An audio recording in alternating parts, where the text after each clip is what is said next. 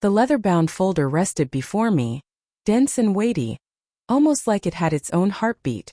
Inside were the documents, my grandmother's 21st birthday present, a hotel worth $50 million now legally mine.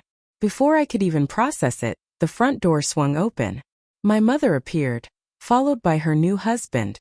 "We should handle this together as a family," she said, her smile attempting to claim authority as if nothing had changed. "I'm the owner now," I stated calmly. She snapped instantly. "Then leave this house." I didn't argue, didn't even move. I knew something they didn't. That night wasn't about their demands, it was about my grandmother's plan. One that would quietly put an end to their performance. People see the hotel now, the glass lobby, polished marble floors, my name in gold above the entrance, but they don't see the chaos that once lived in my family. Grandma Sharon Bennett started it all from a single roadside motel in Vermont at my age. People thought she was reckless, but she transformed skepticism into solid bricks and thriving revenue. By the time I was born, the Bennett name carried weight, whispered with admiration and envy. My mother, Brenda, inherited none of Grandma's persistence, only her vanity. To her, success wasn't about creating. It was about being noticed. She adored the flashes of cameras more than blueprints, control more than family. My father, Mark, was her opposite, steady, patient, methodical. He ran the operations quietly for years, maintaining the empire while my mother chased attention. When I was 16, that balance broke. I remember the night my father left, suitcase in hand, his eyes weary. "I can't stay where love has become performance," he said, and left. The silence that followed filled every corner of our home and never left. Brenda remarried quickly afterward. Scott Miller, smooth-talking business consultant, arrived with all the trappings of success she adored. Flashy, loud, and hollow. Soon after, she sent me to live with Grandma, under the guise of stability. I understood differently, I was just one less witness. Life with Grandma was quiet but far from dull. Her home carried the scents of cedar and coffee, her mornings punctuated by the click of typewriter keys. She treated me as a protege, not a child. While studying architecture, I learned about legacy, discipline, and courage. I watched her trace old property sketches with a gentle smile. "Every structure tells a story," she'd say. Only later did I realize she was speaking about people, about the foundations we build inside ourselves. Years passed. My mother's calls grew brief and sharp. "Come visit," she'd say. "Scott wants to discuss Europe." I always had school or projects. The conversations ended with her sighs of disappointment. We were strangers, tied only by blood and legalities. Until my 21st birthday morning, when Grandma called me to her desk. The leather folder waited there, heavy and unfamiliar. "This is your inheritance," she said. "And your test." I didn't understand then, but I would. The moment you receive everything you've ever wanted is often the same moment you realize who might try to take it. Dinner that evening felt celebratory. Roasted lamb, candlelight flickering over the long oak table, Grandma smiling peacefully for once. But the doorbell rang, a small noise with enormous consequences. I stood, napkin in hand. Outside, the chill hit first, then her perfume. My mother in a cream coat, hair curled perfectly, her glossy smile stretched thin. Beside her was Scott, radiating the confident arrogance that always smelled of cheap cologne and deceit. "Happy birthday, darling," Mom said, her voice sickly sweet. We were nearby and thought we'd stop by. Without waiting, they entered. Scott carried a gift bag, the kind of gift given when you already expect something in return. Mom's eyes immediately found the folder on the table. "My inheritance. $50 million, how extraordinary," she said, her tone sugar-coated venom. I stayed polite. Grandma wanted me to continue her vision, not flaunt numbers. Mom laughed, hand waving in a practiced motion. Of course, but managing something of that scale isn't for children. "You'll need guidance," Mom said, her tone coated with false concern. "Scott and I thought we could handle this as a family." That single word hit me like a slap. Scott leaned forward, hands gripping the back of a chair. "It's a lot for one person, Sophia. Let us help. We've even drafted a plan." Grandma's voice cut through the room like a blade. "A plan for something that isn't yours." The air shifted. Scott's confident smile wavered. Mom shot Grandma a sharp warning look, the same icy defiance she once used on Dad. Mother, let's be reasonable, Mom pressed, her voice tight. Reasonable. Grandma repeated slowly, savoring the word. Like when you mortgaged the Burlington property without permission. Or when you vanished for 6 months to expand and returned with nothing but debt. The color drained from Mom's face. That was a long time ago, she muttered. Yes, Grandma said quietly. But I remember every cent it cost me. The tension wrapped around me like a weight, pressing into my chest. The air was thick with rosemary and anger. Mom's eyes turned toward me, brittle and forced. Sophia, don't let her turn you against me. We're family. We should rebuild together. I wanted to believe her, but the way she gazed at that folder told the truth. This wasn't about rebuilding. It was about taking back power she had already lost. Grandma rose, placing a firm hand on my shoulder. Dinner is over, she said evenly. Some things aren't up for debate. Scott cleared his throat, forcing a smile. Of course, we'll discuss this again soon. When the door closed behind them, Mom left a whisper in the air, venomous and quiet.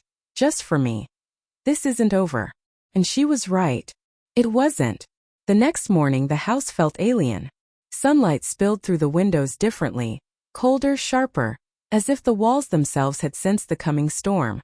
Grandma stayed in her study most of the day, the faint tap-tap of her typewriter steady and deliberate. Downstairs I found the breakfast table already claimed. Mom sipped coffee that wasn't hers, flipping through one of Grandma's old ledgers as if it belonged to her. Scott paced near the window, murmuring phrases like potential restructuring and joint oversight into his phone. For a moment I simply observed them, two intruders cloaked in the guise of family. Oem finally noticed me. Her smile was crisp, controlled. Morning, darling. We were just going over a few ideas. You know how to keep things steady. Steady? I asked evenly. It's been steady for 50 years. She ignored the jab. You're young, Sophia. You have school friends. Don't worry about payroll or legal matters. That's what family is for. Scott nodded with oily agreement. Let us handle the tedious parts. Focus on your studies. My pulse quickened, but I stayed silent. I poured a glass of orange juice and let the quiet stretch until it throbbed with tension. Then I turned to them. Does Grandma know you're here? Mom blinked, lips tightening. She's resting. Right, I said softly. Then perhaps let her rest. I left the room, my steps echoing like a challenge. That afternoon, I went to Grandma's office. She didn't seem surprised when I recounted the morning. She only sighed. I was hoping they'd wait at least a week. Do you want me to call the lawyer? I asked. No, she said, shaking her head. She opened her drawer and revealed a folder, identical to mine. There are things you don't know about your mother and Scott. Financial records, hidden deals, transactions meant to stay secret. My stomach twisted. Why didn't you tell me sooner? Because, she said, eyes locking on mine. Sometimes the only way to learn to protect what's yours is to see how easily it can be taken. We spent the day quietly preparing.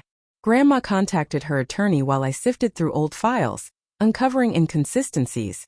Payments, transfers, ghost accounts. By sunset, the house smelled of coffee and old paper. Grandma looked tired but composed.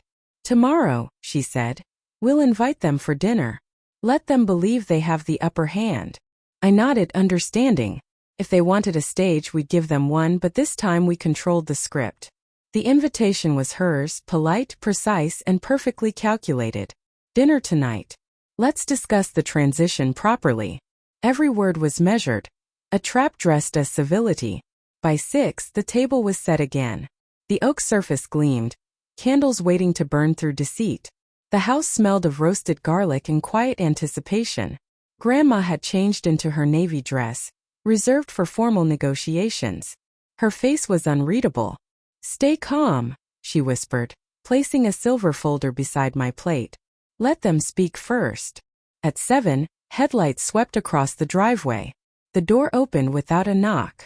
Mom entered first, heels clicking like a metronome of entitlement, bold and red, the color of command. Scott followed, grin wide and practiced. Mom's voice was sweet, but sharp underneath like glass wrapped in velvet. Sophia. I'm glad we're doing this properly. Scott added. Family decisions should be open and transparent. I almost laughed at the absurdity. Dinner started under a veneer of civility. Plates were passed, wine poured, yet I could feel their impatience. Mom's fingers drumming a staccato against the table, Scott's eyes flicking repeatedly toward the silver folder beside me. Finally, Mom broke the polite silence.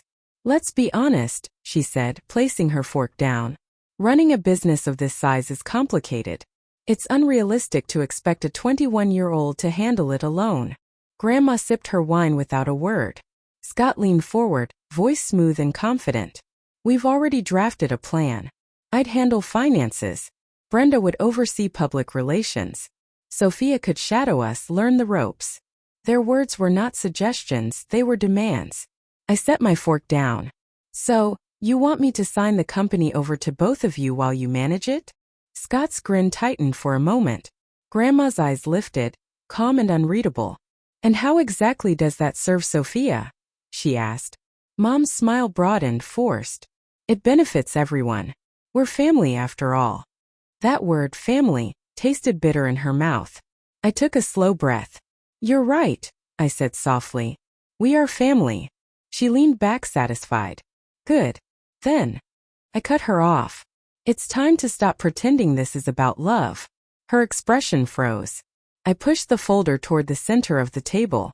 "You wanted transparency? Fine. Let's begin here." Scott reached for it, but Grandma's hand moved faster. She opened the folder, fingers tracing the top page. The crisp sound of paper sliding across the table filled the room.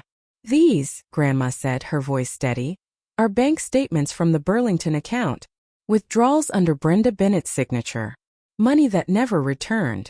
Mom's face drained of color. "That's ridiculous," she stammered. "These," Grandma continued evenly, "are emails from Mr. Miller's consulting firm. Proposals for overseas expansion projects that never existed. Signed by both of you." Scott's jaw clenched.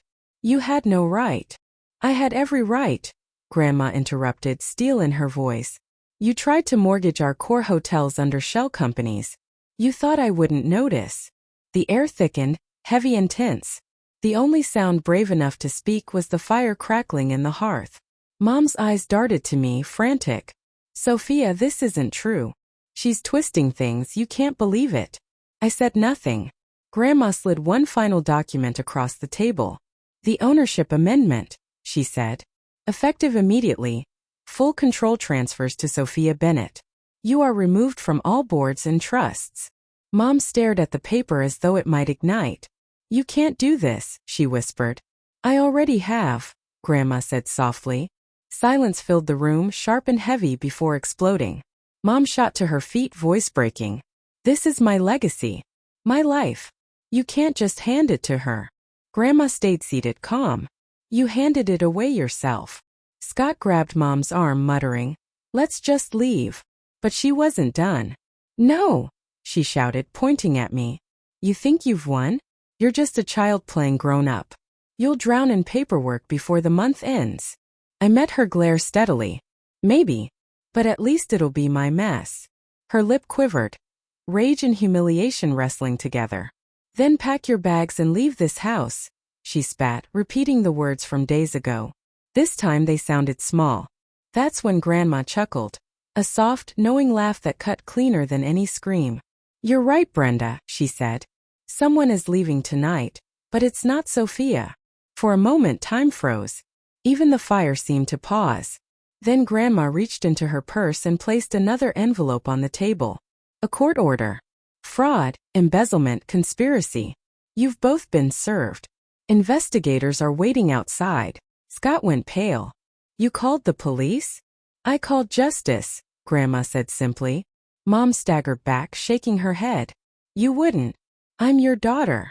"No," Grandma said quietly. "You were. Until you sold this family's name for a mirror and a title." Two officers entered quietly, professional and final. Scott didn't resist.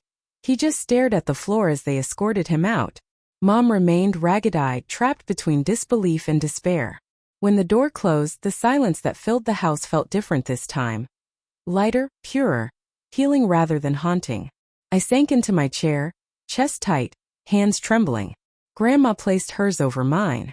"I'm sorry you had to witness that." No, I whispered. I needed to. She nodded, eyes glassy but strong. You handled yourself better than I ever did. I looked at the empty plates, the folded napkins, remnants of the storm we'd survived. Do you think she'll ever forgive us? I asked quietly. Grandma sighed. Forgiveness is for those who admit their wrongs. Your mother still believes she was wronged. The fire popped softly, golden sparks dancing across the table.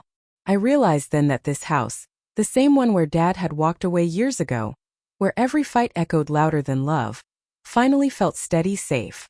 I walked to the window. Outside, red and blue lights streaked across the driveway. Scott sat in the back of a cruiser. Mom stood frozen on the porch, mascara streaked down her face. I didn't feel triumph. I didn't feel relief. Only a deep, quiet ache for the family we might have been. Grandma joined me, her reflection alongside mine in the glass. You did well, Sophia, she said.